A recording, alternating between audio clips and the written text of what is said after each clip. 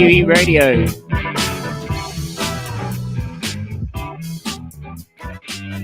Tuesday, 16th July 2024. Welcome to this week's live stream. How you all doing? Jodie Shelley, author and executive coach, will be talking to us straight after this first track by Yeba. Abigail Elizabeth Smith is the real name of the singer professionally known as Yeba. She first became known for her backing vocal performance on Chance the Rapper's Saturday Night Live performance of the song Same Drugs in 2016, and has since released her debut single, which we're about to play now, Evergreen. Keep it locked. We'll be right back with our special guest, and don't go anywhere. Thank you so much for joining us this wonderful Tuesday evening, 16th July.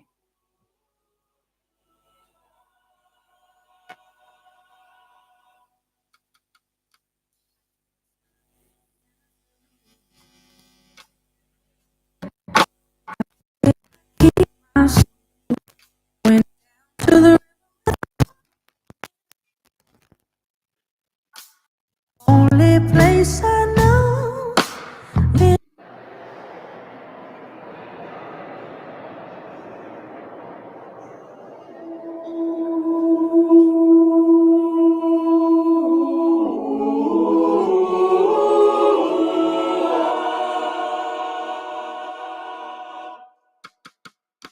I kissed my penny and I threw it.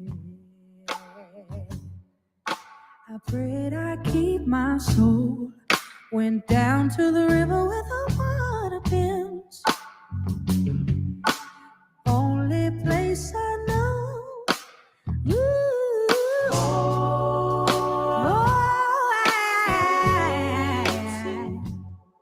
The forest for the trees. So will you wait for me? Will you wait for me? Will you wait for me? My evergreen.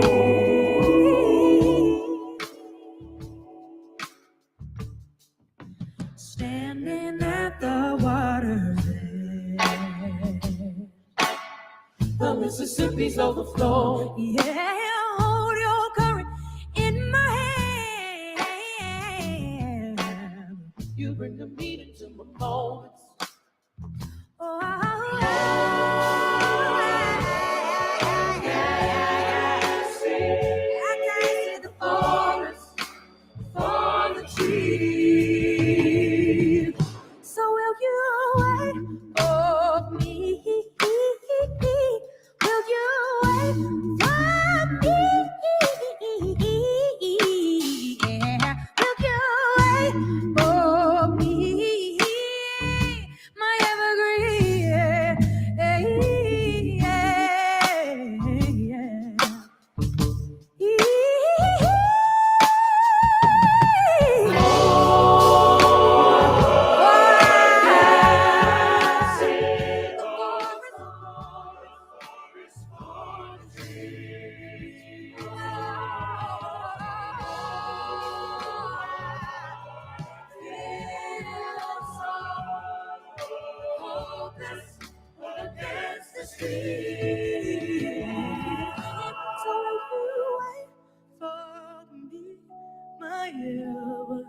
Green, I know it's just as hard in hell. Oh, will you green, not just as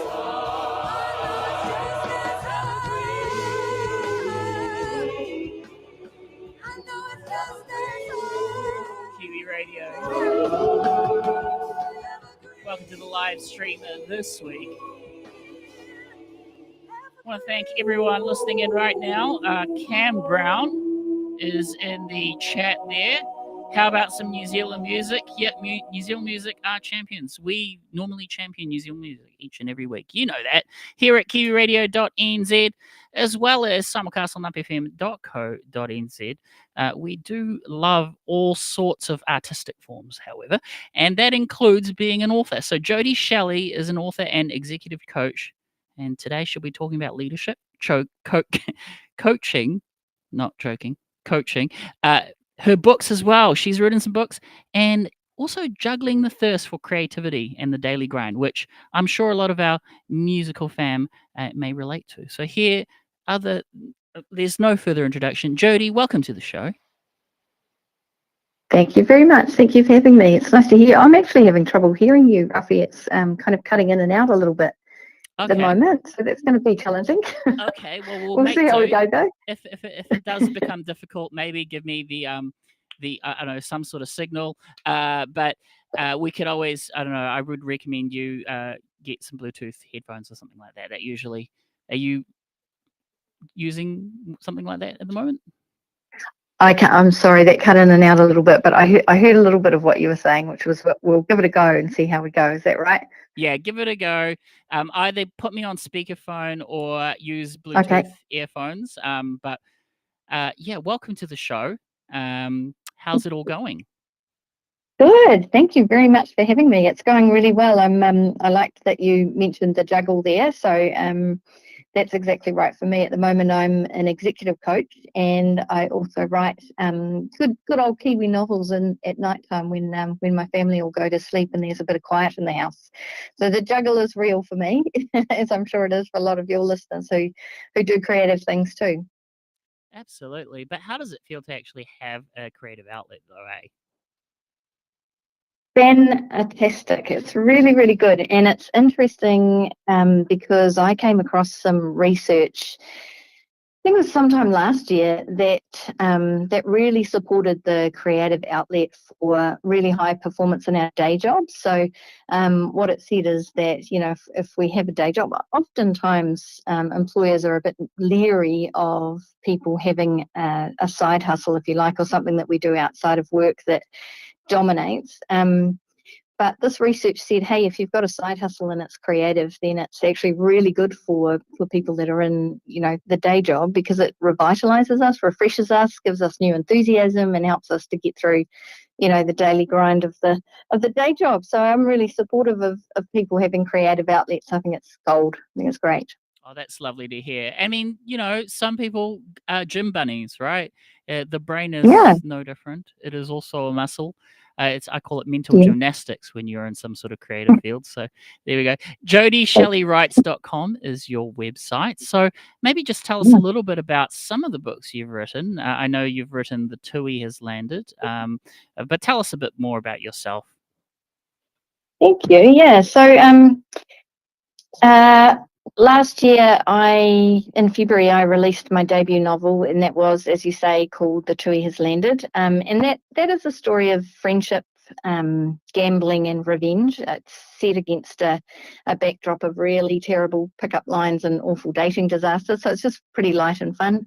It's the story of Becky and Anahera, who were a couple of strangers who became friends, and when Anahera's life gets turned upside down, the friends unite and they set about trying to secure the safe return of a ring that belongs to Anahera's koro. And there's a bit of a sex party in the suburb, and it makes for some quite funny moments.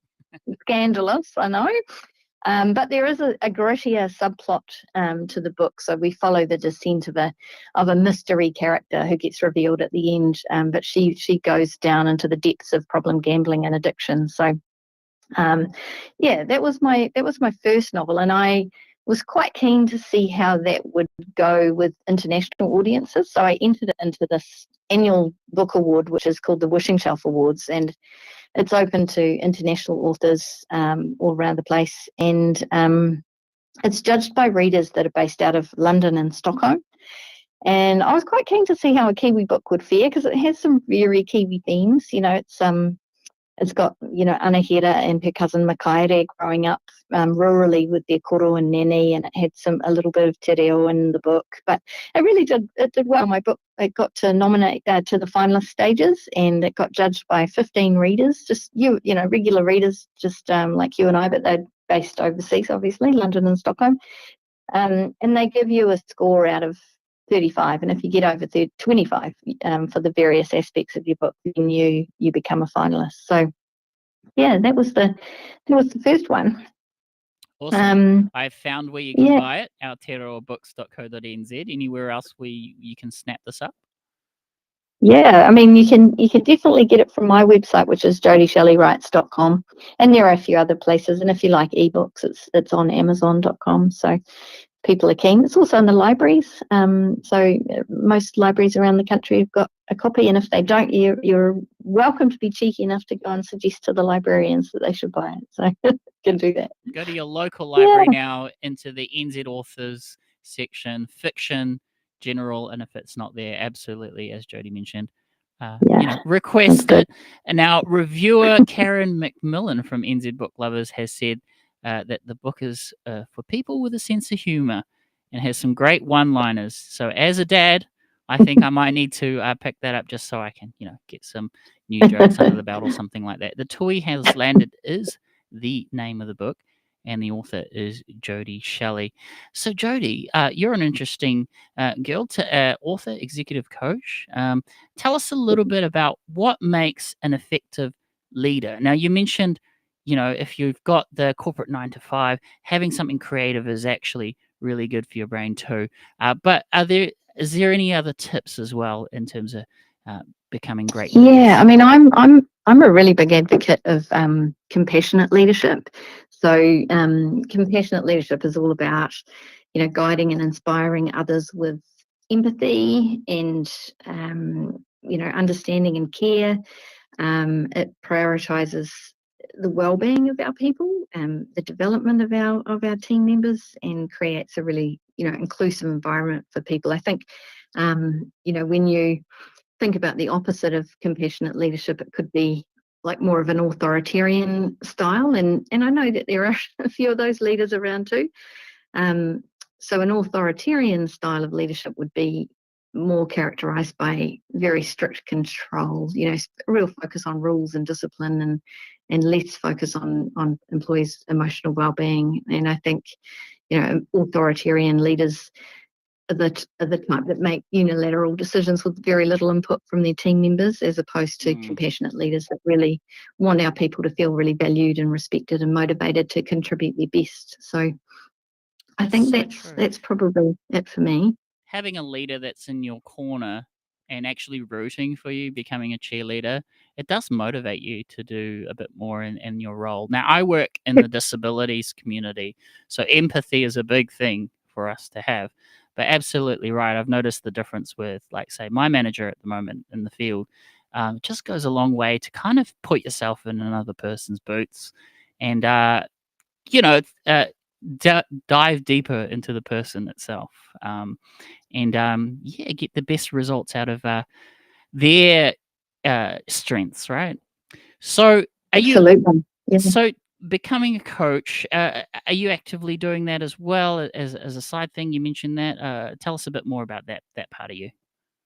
Yeah, yep. So I'm an executive coach, and that's what I do for my day job, is executive coaching and leadership development programs. So executive coaching is a great mechanism, I feel, for leaders to develop in a way that's really tailored to them. So, we meet the leader where they're at on their development journey, focus on where they want to grow. And my role as a coach really is to work alongside my clients by asking them correct questions and, introducing useful models and building rapport, just helping them to identify goals that they want to work towards, and then breaking those goals down into actions, smaller actions, so that each time we meet, having a coaching session, we set actions, and then we catch up again and we check in and talk about the progress that our people have made. And I think, as a coachee, it can be quite good having somebody interested in us and what we're trying to achieve behaviourally, like habit change or behaviour change, somebody that can kind of hold us to account, if you like, is really helpful. And I think sometimes leadership can be a bit of a lonely gig, particularly for CEOs. The board is not your peer, your direct reports aren't your peers. It's really hard to download safely sometimes.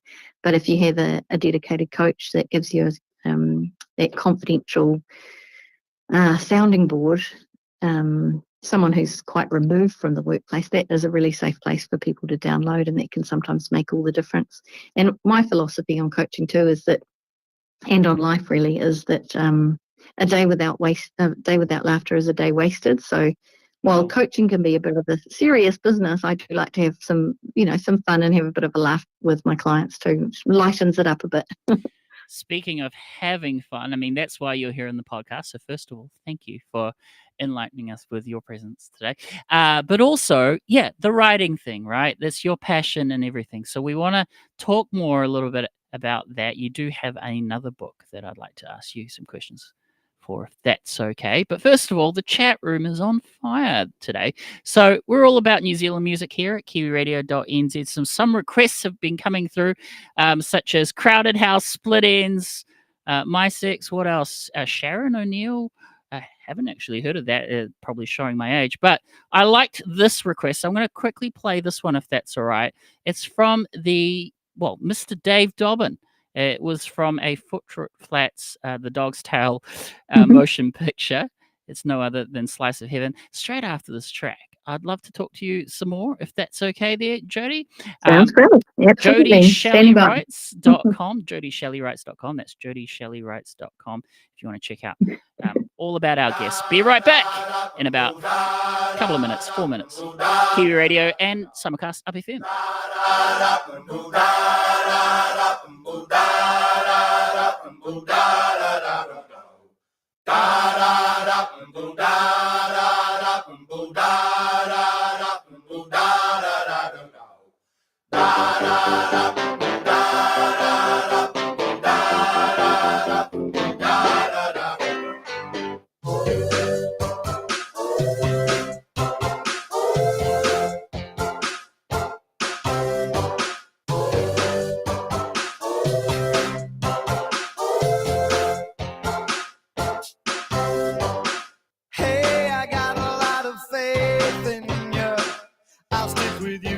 That's the bottom line.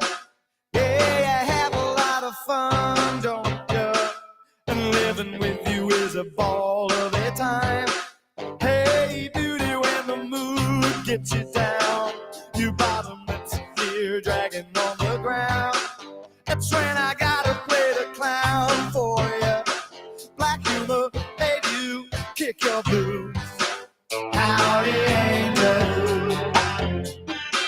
Where did you hide your wings? Her love shines over my horizon. She's a slice of heaven. Warm moonlight over my horizon. She's a slice of heaven.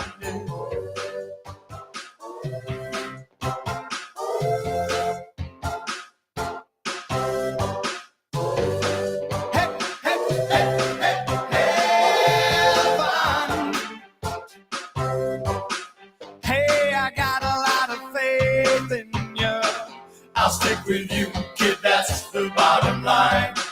Yeah, we have a lot of fun, don't we? And heaven has to be with you all the time. Hey, beauty, when the mood gets you down, your bottomless here dragging on the ground. That's when I gotta play the clown for you. Like you look, baby, kick my blues. Howdy, angel. Where did you hide your wings? Her love shines over my horizon. She's a slice of heaven. Kiwi Radio, thank you so much for joining us today. That's a bit of a teaser of the full track there by Dave Dobbin, otherwise known as Herbs as well. A Slice of Heaven, pretty much a Kiwi classic there. Thanks so much for recommending that one. And if you do want to recommend songs in future for either this episode or in future, you can either leave us a voice memo at Kiwiradio.nz or also call us on 0988985555, which is our landline. Now, Jodie Shelley writes is our guest for today. Jodie, thank you again for being with us. It's a pleasure. Thanks for having me. Now, you've got another book called 1,000 Paper Cups. Is that right? Yeah, that is right. So my second book I have released last month, and that is called 1,000 Paper Cups. And, at its heart, I think this one's just, another humorous Kiwi story. The humour bubbles up, I guess, between all the characters, that they're a bit cheeky with one another. And there's a series of failed parent-teacher interviews conducted by one of the lead characters, Emma. And there's a bunch of mangled idioms that get uttered by one of the main characters, Benjamin. One of the adorable things about Benjamin is that he gets all of his common sayings wrong. So he says things like the fruit of my groin, or you're as white as a sheet, and death by 1,000 paper cups. And so hence the title. And so I guess the interesting thing about this book is that it marries the lightness and the humour that we had with the Tui Has Landed with far more sensitive and sort of somber topics of family harm and homophobia. So it follows the story of the Lewis family. They're 3 adult boys and their sister-in-law Emma, and some other characters who are in the orbit. But there was a newspaper article about it recently that described putting all of that together as ambitious, and I guess it was. It's not exactly a comfortable match, putting humour with those more sensitive topics. So I hopefully the humour adds to the book rather than, it certainly doesn't trivialise those more somber issues. So but that one's out now. It's good to question sort of society's pitfalls here and now and then, and I totally agree that humour is a great tool to kind of soften the blow, such thing, but also really make it memorable. I mean, look at Forrest Gump, for example, right? Yeah, classic movie. So yeah. Tell us though, being an ambitious project, and as you mentioned, being very busy professionally as well, how did you kind of curate your schedule? Do you even have a schedule when you're writing a book, or is it more ad hoc? Yeah, tell us about that process. Yeah, so what I do is I just do a little bit really often. So I make a commitment to myself that when I'm writing, I will sit down and write every night 500 words. And 500 words isn't an awful lot. It might be about a page and a half or so. But I commit to doing that most nights. It's very rare that I would miss a night when I'm actually full blown writing.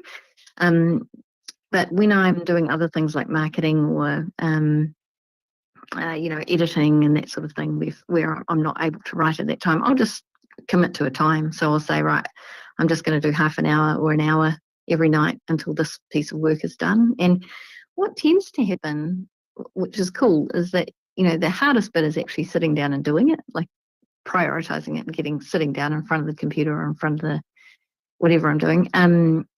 It's just that act of getting started. And then once you get started, oftentimes you can get into that beautiful flow state of mind where time disappears and you're just enjoying it. And I think, you can end up writing 1,500 words, or you can end up doing 2 hours because you're just really enjoying what you're doing. I think the hardest bit is just getting started. And so that's what I do.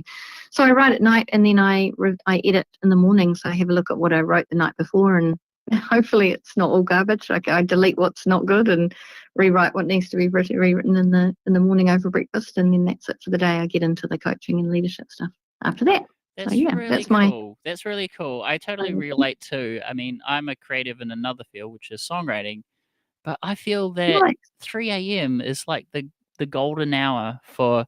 You're absolutely right. It's just something about the world being so quiet. Then I think you could sort of hear your thoughts a little louder at that time, if that makes sense. I like that. I like the way you put that. That's really cool. Yeah, you can hear your thoughts a little louder. I wait for my family to go to bed, and once they're in bed and the house is quiet, I definitely can hear my thoughts louder. I like that. Tell me about the last time you were in the zone. What was happening in your life then? Why do you think you were in the zone at that time? I think the last time I was in the zone was super recently. So I'm writing my 4th book at the moment, and it's just such a fun story about this naughty elderly gentleman who lives in a retirement village, and he is delightfully naughty, and he gets into all sorts of mischief, but he's got a wonderfully good heart. He's just a really good soul, but super mischievous. And I might have a story for you then. I mean, this one's a freebie. So, I love that. being I love in the it. disabilities community, I hear from paramedics sometimes, and apparently, they were in a retirement village, and the dad was a little bit more sort of high, high alert. They needed more hands-on nurses and stuff like that. So he was in the upper level, and the wife was downstairs. But the Yeah. husband was missing the wife and wanted to be a bit cheeky. So apparently, without forgetting that he needed assistance in terms of walking, he went down the stairwell, got a little bit trapped or fell over or something like that. And then the paramedics came, the ambulance came. They were all sort of going, "What's going on?" And he had to kind of tell them, "Well, I just kind of wanted to go down and spend the night with my wife." So yeah, good times. I Bless mean, him. age, Yeah. it doesn't matter. Romance is forever. So there we go. Sorry, That's right. you just reminded me of that story for some reason. Yeah. But No, I love that story, and I think that's kind of the underlying theme of this particular story is that these guys are all old, but have they still feel like the youngsters that they were. They feel a little bit trapped in bodies that haven't really stood the test of time. It's kind of sad in a way, but yeah, he gets up to all sorts of mischief. Like the GM of operations tells them that they can't pick the lemons at the retirement village because it's there to make the place look nice when she brings prospective residents around the place. And he thinks it's ridiculous, and he rallies against that, and she won't budge on it. And so he and a mate go out and in the middle of the night harvest a whole lot of the lemons, and then super glue the little lemon bottles. Those little plastic lemon bottles you can get at the supermarket have lemon juice in them. And so they go around and they've got hundreds of them. They empty all the lemon juice out and have a lemonade stand, but they super glue all these lemons into the trees, and it lasts for ages. They figure they only get busted because the gardener kind of, once they start falling off, the gardener starts figuring out that these are real lemons. And so little cheeky things that he gets up to is quite fun. And that's when I was in flow, is when I'm writing things about Paul Barry and the things that he gets up to and the trouble he gets into, and so it's really a nice feeling, isn't it, when that when you're writing a song and it's just feeling great and it's working, and it's really nice. Yeah, I remember one song, it took 10 years. I mean, like on and off, obviously, and lots of rewrites. I mean, you remember Muse did that with Nights of Suburban or something, and the intro came later and that kind of thing. But yeah, absolutely. Sometimes the song just comes that day.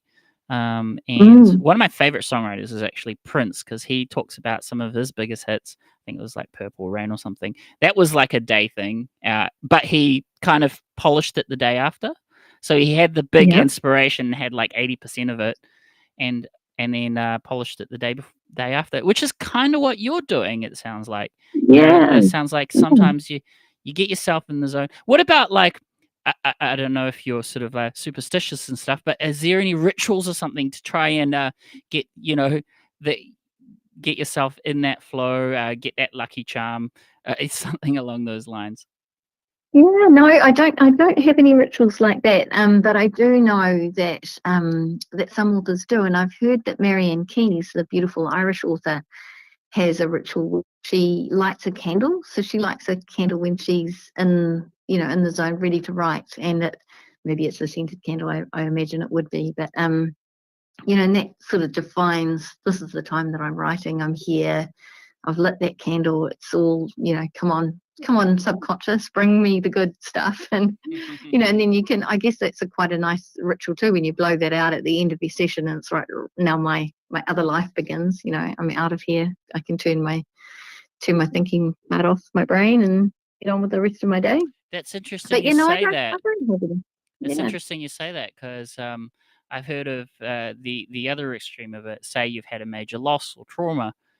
They say to light a candle and then blow it out, and it's sort of like a symbol of a new start as such. But I like that. yeah, so really interesting. But anyways, we could have a really great chat, and I'm glad you're volleyballing back the things I'm saying because naturally, really. But anyways, Jodie Shelley is the author. JodieShelleyWrites.com. Hopefully, you can go to a local library and find it in NZ Authors. Otherwise, request it at your local library. But the books, as she mentioned, is also available on her website, such as the Kiwi and also 1,000 Paper Cups, which we've just had a wee chat about. That's really awesome. Well, Jodie, this is pretty much the segment. But before we go, maybe there's someone out there that's kind of listening to this podcast either live right now or as a replay. But what are some words of encouragement? Say, you mentioned the daily grind, right? What if you have those days where you're like writer's block or something like that? Is there something that you have used yourself that have gotten you out of that? Yes. One of the things that I think is super useful for me as a creative is to not stress about that. Not tie myself in knots about it and actually allow my non-conscious mind to help me get out of the hole. Because what I know through my coaching is that our brains are amazing connection making machines. They do a lot of the connection making when we're asleep or when we're out for a walk or a run or when we're in the shower. I don't know about you, but I always come up with the best comeback lines, to an argument when I'm in the shower. Why didn't I say that? So I just let my brain work it out. So I don't stress about it if I'm blocked and I just can't figure out how to solve the problem or how to get back into that state of flow and get this book happening or get over a corner that I've written myself into. I just allow myself to have space, just forget about it for a while and go for a walk or have a shower or leave it for a week. Or even the other thing that I have done, I did it with Tui, is when I get into a really tricky spot, I talk to people about it. So I talk to my 11-year-old son and like, what do I do here, buddy? Like, what if you were like, this is the situation, what would you do? Sometimes he comes up with amazing off the wall kind of left field solutions to things which work. And I've got a builder husband and he's the same, he's very practical. So I tell him about, certain things. What do they say? Problem shared is a problem halved. So yeah, I think it's getting, giving your non-conscious mind a chance to break the code and also share it. Chat about it. Get some different perspectives and it can be really helpful. Yeah, I love that. Even if you were, say, Michael Jordan, right? The best of his the best of the best. Sometimes it might just take, like, a wee chat with another athlete, try and, view the court from where they're standing, really is what you're saying. Nice. I like that analogy. Yeah. Cool. I'm on fire today. I think I'm in the zone because of you, so there we go. I'm not normally this deep. I wanna say thank you to Cameron in the chat there, saying, on our YouTube channel, that's for a moment. He's saying, "Love New Zealand book writing. Love to you both, listening from Mount Wellington, Auckland." Which city are you in, by the Aw. way, Jodie? Because I'm in Auckland as I'm well. I'm pretty yeah, same. I'm pretty Really? close to Cam actually. I'm just across the water from him. I'm over There in we go. East Auckland. So there we go. I Yeah. I used to live out there actually, so maybe do a book signing with or something, and now We're one fan. Awesome. hunt down the books there, Cam. Please do. I don't know if it's on Paper Plus or anything like that. Any retail stores. It's in Paper Plus Howick. They're Cool. really supportive. So yeah, Paper Plus go to Howick. yeah. So go to Paper Great. Plus Howick. Check out Jodie Shelley. We discussed 2 books today. Also, we also discussed a little bit about leadership and how to get yourself started out of a creative write. And just looking at your previous message too. So we've talked leadership, we've talked coaching, your books, juggling thirst. Oh, we haven't really talked about juggling the thirst for creativity, have we? Maybe that could be our final topic. What did you mean by that Did you actually? say Juggling the what thirst was for the creativity. That was just sort of part of your intro. Those 4 words combined, what did you mean by that? I guess you're juggling the passion and maybe maintaining the passion, especially if maybe you Yeah. wanna hang up your pencils for a week, or what did you mean by that exactly? And maybe there's I certain yeah, Yep. sorry. Just jumping in on top and sorry about that. No, no. Um, what I think I meant was that, the idea that our day job, sometimes our day job doesn't have a lot of creativity in it. And so, um, what I'm wanting to do is, find an outlet for that creativity so that we can be re-energized. So back to that piece of research around that finding that says, rather than being detrimental to your day job, having a creative side hustle outside of work is really beneficial because it helps us to juggle that thirst for creativity. Like if we're not getting it day to day with the job that pays the bills, then we do need to find other outlets, I think, and be okay with that. And if anybody's having a hard time with their employer, you can't have a side hustle. You've got to focus on this job one at a time. Then they can pull out that research and say, look, this is what I've heard on Kiwi Radio. There's this piece of research that works really well, and it says that it's beneficial for us to have some kind of way of our needs in creative space. Love that, love that.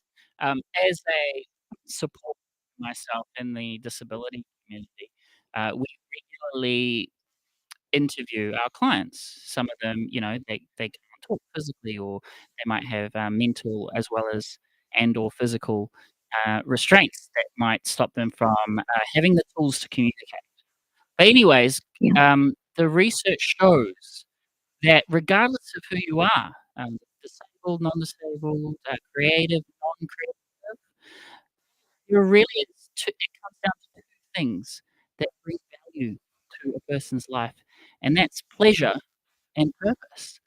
So, Love having a that. passion, that's the pleasure part of it.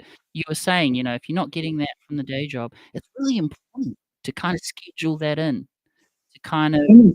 rebuild your spirit, really. So, and the purpose too. Uh, this is what I love about books and authors in general, is they get us thinking about imagining ourselves in different shoes. And that's what I really love about reading, is you're literally getting into someone else's mind, and you're playing that part for the length of the story. So, Yeah. Cam is saying he's single and needs a girlfriend. This is not a this is not a dating, but anyways, just in case, there. So Cam, we never know. So, but there we go, and Jodie might have, single ladies in her circle as well. So you gotta get in there, introduce yourself to the next book signing, and, go from there, really. So, or just buy the books, as well. JodieShelleyWrites.com. JodieShelleyWrites.com. Well, it's been kind of a fun segment. What do you think?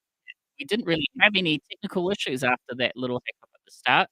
It's Yeah, gone well. we did well. Yeah. We did well. Yeah, thank you. I enjoyed it too. It was a great conversation. I really appreciate your input today too. It's been very very useful. I've written down 3 a.m. is quiet when you get your thoughts and feelings. Awesome, Thank awesome. you. Hey, Taking it that's the away. thing, there's something new under the sun, and, even as Mm. myself as a creative songwriter, and I got this from, I don't know, I can't remember, watching a documentary. I'm pretty sure it was Bruce Springsteen, but anyways, don't quote me.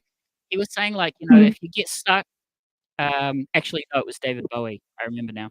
He was saying if you get stuck, he just consumes media, like stories, movies, books. Mm. And that's just another tool. As a songwriter for myself, I've played the whole, book roulette, which is like I flick a random page in the book and, like, look at a word that actually has worked Mm. before.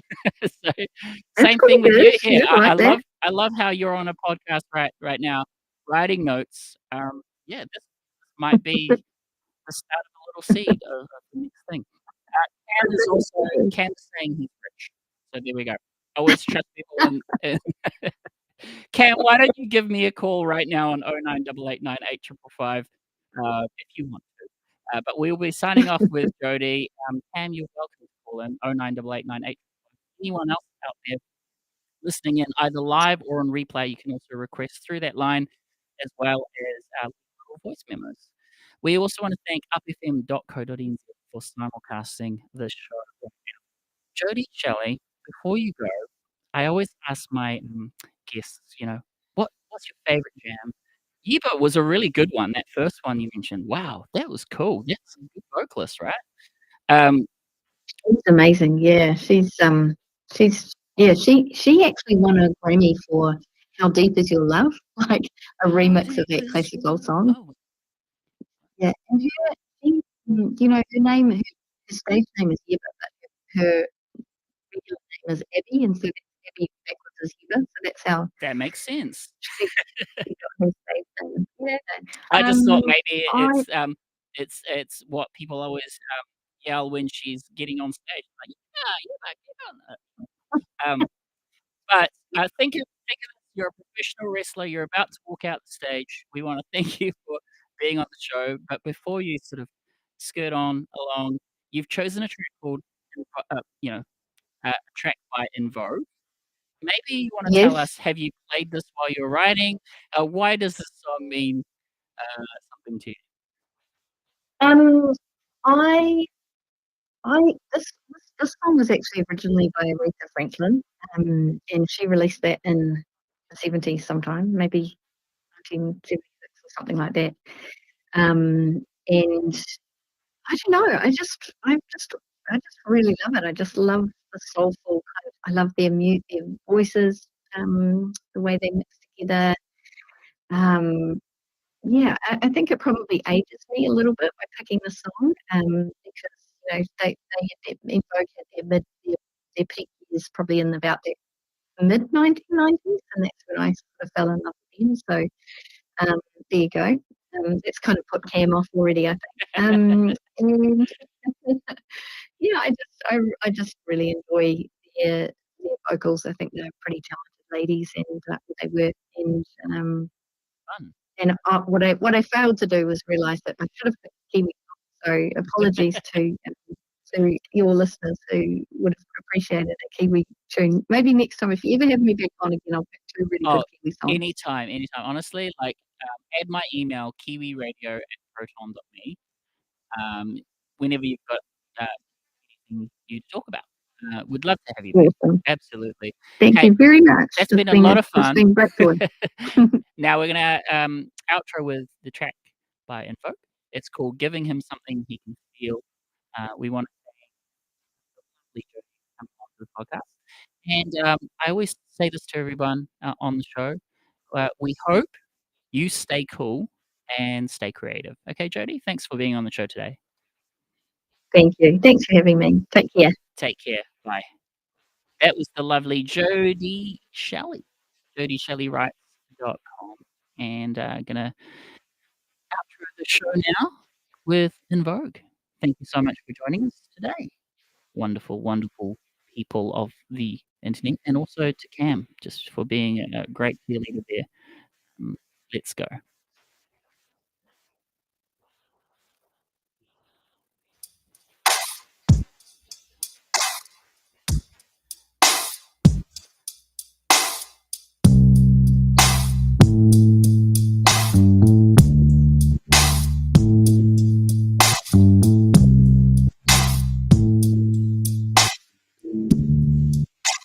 Oh 09889835 if you want to call in the next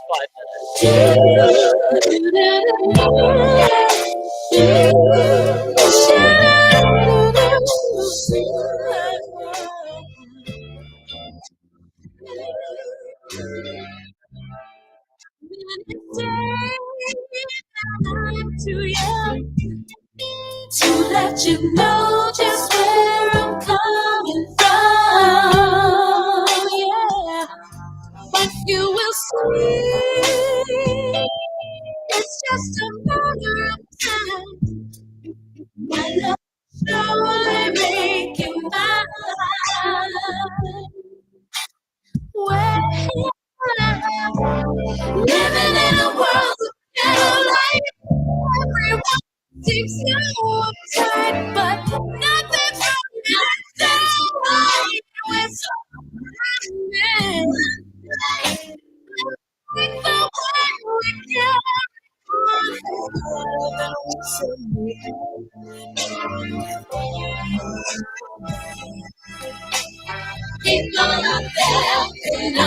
understand. Giving him something he can feel. Ooh, to let him know Father's Day. Giving him something he can feel. To let him know this love is real. My love is real. So much joy as it seems. So much hope for material things. Are they only our dreams?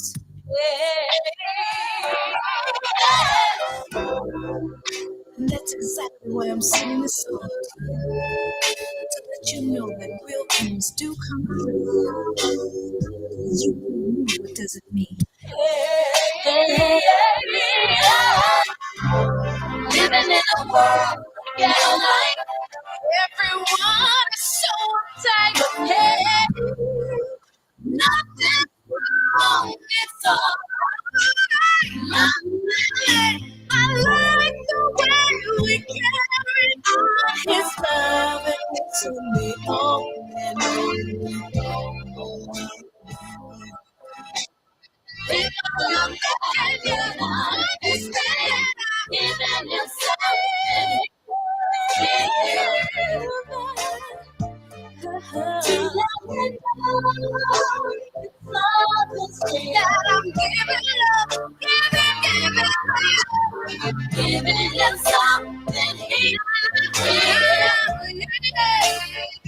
To let me know love is real.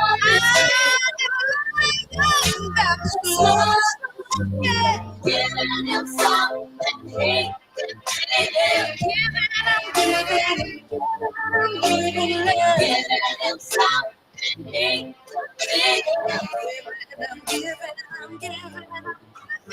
feel. That is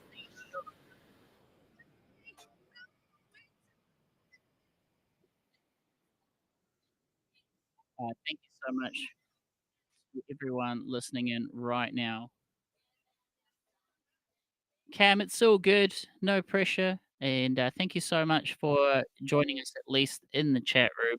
Some people like to kind of chat while they're doing their thing. Some people like to call in. So it's really no problem. But thank you so much for coming to our little jazz club on a Tuesday night. That's every Tuesday, 7 to 8 p.m. New Zealand time. And if you like our podcasts, you can also call in on 098889 8555 or consider becoming a member for $2 a month. And it's the radio servers alive, original content, and it just gives us a little for our time and a platform for musicians, all sorts of creative people. If you do have a song that you'd like to submit, email me on kiwiradio@proton.me, as well as you can actually chat to us on Instagram. That's instagram.com,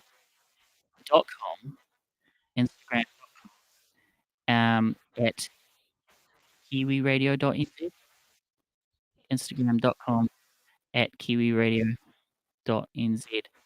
And I'm going to open the lines. We may or may not get a call. That's why I'm sort of delaying this final segment. But here is your chance to call in 0988 855. That is 0988 855.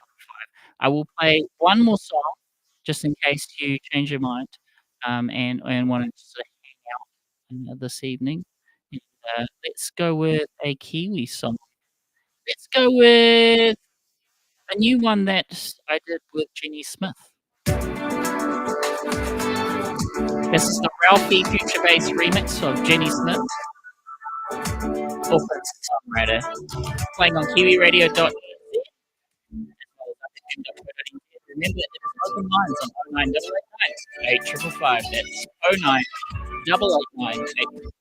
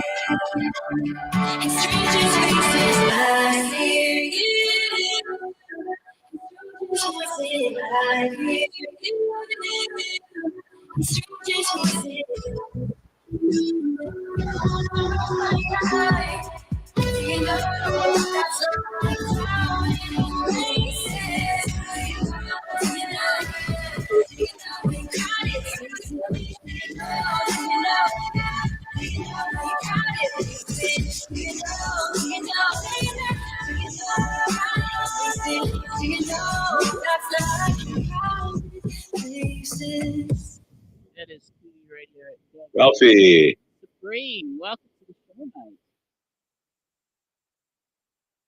thank you. It's nice to be back. How's How's things in? Things are good. We've just chatted with Jodie Shelley, who's a New Zealand author.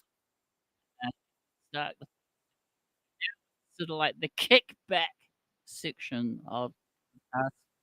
Where we open lines. Cam is in the YouTube channel, just plugging away there, doing lots of chat. But apparently he's a little bit glug, a little bit tipsy. So he wasn't. And why not? He did also. I think he was who's an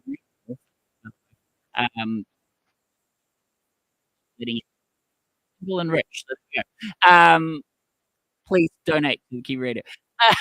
Anyways, how you all doing, man? There's been a few things happening this week. Like, for example, the Trump attempted assassination. Crazy day. All what's going on? Oh, Skype is being a real donkey here right now. You're cutting in and out, but if can you hear me? Okay. Yeah, I can hear you fine, mate. Okay, I'll just go with it. Yeah, things are nuts, right? Obviously, things happening below the 49th parallel. It's been a fascinating weekend, to say the least. I can't say that I'm shocked because of the number of media outlets and pundits who've been not so subtly calling for Mr. Trump's elimination for close to 9 years now. So it's just a matter of time until some, charming character decided to make it real. I don't know. I imagine at this point in time the powers that be are getting a little bit desperate. I don't know if you've seen. I don't know if you've seen Mike's any videos of Mike since the weekend, but I do, and I'm a big fan of Mike. But Yeah. as an audio engineer, I do have to say though, if you meet him, that because I'm like, I've tasted the creme de la creme cakes in terms of the audio equivalent. I like notice certain things, like if he's out in Mhm. his balcony and it's windy, I just hyper focus on the wind, that kind of thing. But his content's great, but it's the studio mic and punch. Otherwise, I get people like me get Uh, distracted. yeah, of course. Yeah, you're a professional. Yeah, Yeah, all you I hear is do audio engineering. Yeah, like, yeah, and I forget to like listen to yeah. the words. Get rid of the static in the background noise. Yeah, because the But technical hat what goes am on. what Yeah. am I saying? Like it's like critiquing. I'm a like National League basketball player, critiquing, Michael Jordan, right? That's what I talk about Mike Conley, 'cause he's a great guy. If you haven't checked him out, Oh yeah, totally. go check him out on Rumble, essentially. And also, I do believe he's got a new website as well. Just typing if it works, mikeandthenight.org. Anyways, carry on. Yeah, so I just wanted to kind of talk about that. I didn't want to sort of jump the gravy train and get all conspiratorial immediately, but I have been listening to like is people saying that they were there and they think that it sounded more like fireworks or maybe there was more than one person involved. And there was also they were saying that they had the same rally 4 years ago and that they had snipers on that rooftop then and why not now and blah blah blah. And there was a lady in the crowd who was like telling people Mhm. to clear away. Yeah, so I don't know. It's kind of early days, but what are your thoughts, man? You're pretty on when it comes to all the moving parts. Is it a production? Well, where the Secret Service is concerned, his regular detail got pulled off because there was other rallies going on, and I think like, Biden was in the same state or nearby. So his most of his regular detail wasn't there. Just the chief. He had a bunch of temporaries that were called in. That's why they were such kind of a ragtag group. It's a non-zero possibility that maybe some supervisor somewhere deliberately let things slide. You know, but I have a friend, a blogger who lives in Oklahoma, and he used to work for immigration and naturalization. It was called at the time. I think it's just DHS now. And he said that sometimes in big government bureaucracies like that, you can get punished severely for doing your job. So if you had the snipers that were watching and they saw that kid on that roof 400 feet away, and he could have just been some dumb kid who was just trying to get a better picture or something, right? And if they'd taken off the top of his head and it turns out that he wasn't a danger, they'd be going to prison. So they have to be cleared to take a shot like that. And unfortunately, in a case like this, it meant they had to wait for the trouble to start. So I'm thinking that yeah, there were some glaring gaps in their planning and their organization, and yeah, I suspect there's some malice. Mm. Somebody let something happen because apparently the local police, their tactical team was downstairs in the warehouse that this kid was up on top of. Oh, okay. Maybe Yeah, this was they gave just him at a boot up or something. I don't know. well, can't rule it out, but it's like nobody he just doesn't seem to have used a ladder to get up there that anybody can find. Um, yeah, it's just really strange, and no drone overhead. Like Yeah, right. No there was probably a helicopters. breakdown. No helicopters. No, no. You would think you'd have a drone overhead at least. I mean, they're everywhere, I get but it it because doesn't appear that anything like that happened. he's not a sitting president, so he might not. I mean, it's probably coming out of his own pocket. Um, Although he did do a term, so most politicians did pretty well. Like Auntie Jacinda here in New Zealand, tenfold her um, net worth while she was in the king's seat, shall we Yeah. say? But yeah, so Hmm. and I'm sure Trump being a sort of like had a monopoly on property and things like that. It was a great boost for his. Do you remember like him like selling, stakes and stuff like that, and cryptocurrencies and all that? It's just like the branding, right? It's great for his branding, is what I'm trying to say. When you become Absolutely. president. Absolutely. Yeah. So, I mean, Well, he's he obviously travels everywhere with them. yeah, he's obviously pretty well off, Yeah, but it travel. also, makes you wonder the price on life really, especially when you see my profile like that, talking to people. And do you think he would do pretty well though, second term? Well, I think I would hope he's learned a lot because the first term, I think the idea he thought is okay. I'll get elected and I'll get into the White House and I'll start, turning this place around like a failing business, which America is. Let's face it. Yeah, and so he gave all kinds of orders, and he was going to shake things up, and he was going to do this and do that, and he would sign all kinds of presidential executive orders, and his instructions were not carried out. They were just dragging their feet and sabotaging him 6 ways from Sunday. Yeah. They just would not obey. Like the Washington is a uniquely um, sluggish, complacent, and corrupt place. A lot of bureaucratic empires getting built there, and a lot of senior executives, bureaucrats, like permanent tenure kind of people. Can't get rid of them. Yeah, they did not like this guy, and everything he represented was in complete opposition to their agenda, whatever it may have been. And I don't think there's just one agenda. I think there's dozens of them. The United States government is enormous. It'd be like cranking the wheel on an oil tanker. Like you can turn the wheel all the way from port to starboard, but nothing's going to change direction immediately. It's going to take a while. If he'd had 2 terms back to back, yeah, he might have learned some things. But I think if he gets in there again, he's going to go in with a pitchfork, and a whole bunch of people are going to lose their jobs. Like thousands of people are going to lose their jobs. Mhm. And I don't think that they're prepared to countenance that, and that's why things like this are happening.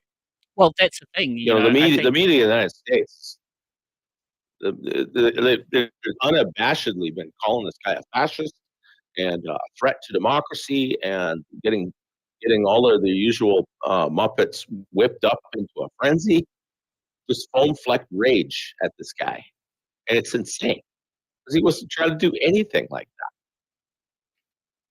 that. In some ways, Trump was their last chance.